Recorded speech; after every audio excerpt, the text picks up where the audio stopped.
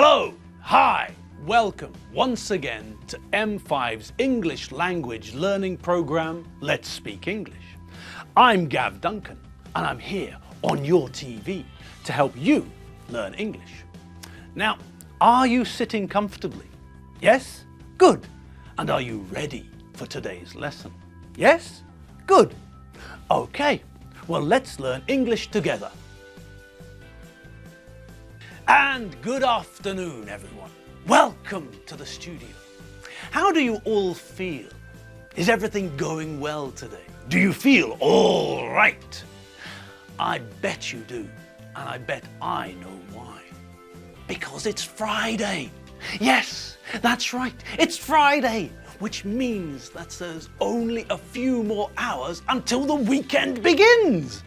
Then it's time for the chickens of the forest to groom their feathers, polish their wattles, and get ready to hit the disco. All right, right on, groovy. But before you start getting ready to hit the town, let's finish the week off with a little bit of revision. Are you ready? Yes? Good. Jezza? Jezza? Are you there? What do you want? Oh, what's wrong now, Jezza? Aren't you in a good mood? You should be. The weekend's approaching fast. Must have slipped my mind. Now, you listen to me, Jezza. Just pull your socks up. Stop hanging about the place like a bad smell and get ready for the revision lesson. We can start the weekend fun after that. Okay? Ooh. That's better. Pull yourself together, Jeremy. Welcome to the studio. How are you all today? Did you do the ironing? Did you put your clean, creased clothes onto an ironing board and then use a hot iron to iron your clothes? You did?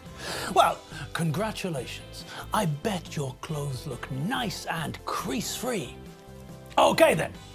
Now that we know that your clothes are all nice and crease-free, so we're all ready to start today's lesson. Okay then, let's start today's lesson with some sentences. That's right, my chickens of the forest. It's time to practice our tenses again. Have a look at the following sentences and see if you can put the verb into the correct form. As you'll see, most of the sentences are about the past. And what does that mean? That's right! If the sentences are talking about the past, that means that we have to change the verb from the infinitive to the past simple form, like in this example. I meet Chief Mangosuthu Buthelezi for the first time in South Africa in 1982. I met Chief Mangosuthu Buthelezi for the first time in South Africa in 1982. Okay, so in that sentence, what's the first thing we notice? That's right. The sentence is talking about the past. It's talking about a time in the past, in 1982, when people wore clothes like this. And Chief Mangosuthu Buthelezi looked like this. And at number 1 in the British charts, there was this.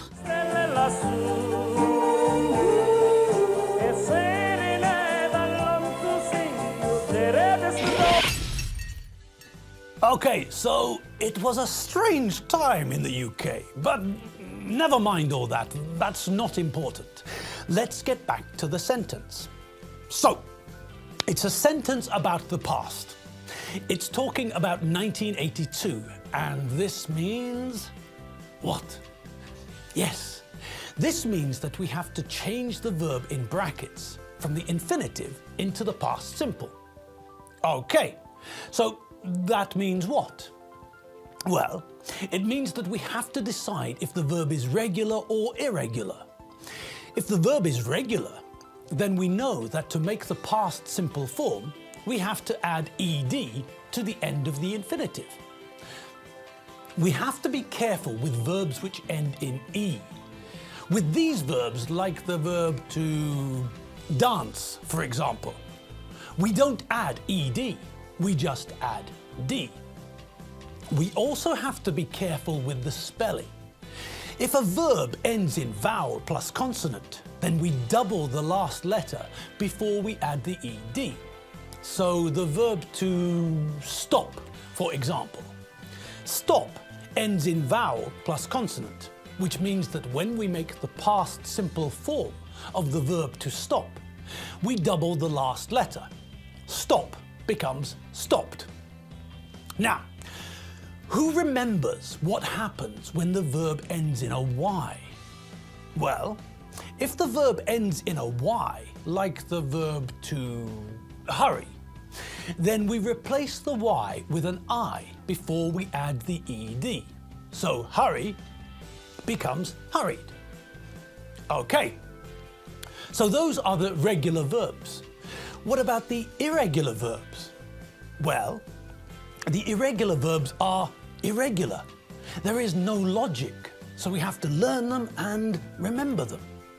So, if you're ready, then I'll begin. Are you ready? Yes? Okay then. Off we go. Okay, so, just like in the example, some sentences are going to come up on the screen.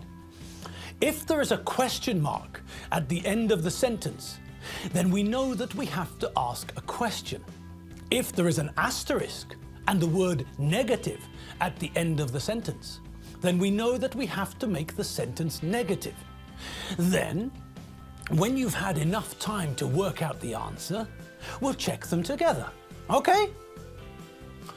You work last Friday. He work in the bank until 1997. I meet Elvis before he died. I see, asterisk, your dog eat the cat, negative. Alfredo and Gordon have a party. They drink all the wine, beer and spirits.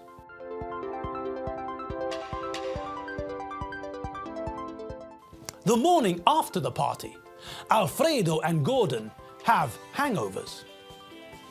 When Doreen Benchfield see the Disney film Bambi last year, she cry, asterisk, negative.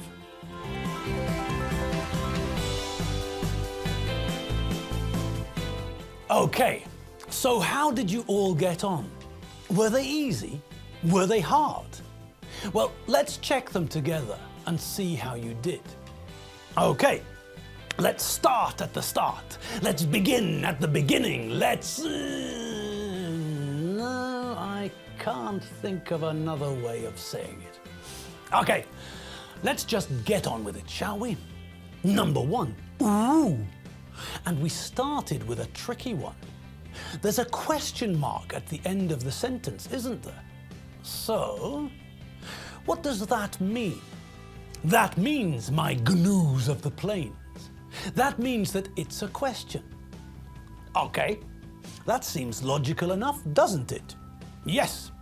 Now, who remembers how we make questions in English? There's something we need, isn't there? Yes, we need something to help us. When we want to make a question or a negative sentence, we need a helping verb, an auxiliary verb. And which verb do we use as the auxiliary verb when we're asking questions? Well, if we're asking questions or making negative sentences in the present simple, we use the verb to do. Do you like pizza? Chief Mangasutu Buthelezi does not like pineapples. Okay, so we use the verb to do as an auxiliary verb to help us make questions and negative sentences in the present simple. But what do we use to help us make questions and negative sentences in the past simple? That's right. We use the past form of do, did. Did you eat pizza yesterday evening?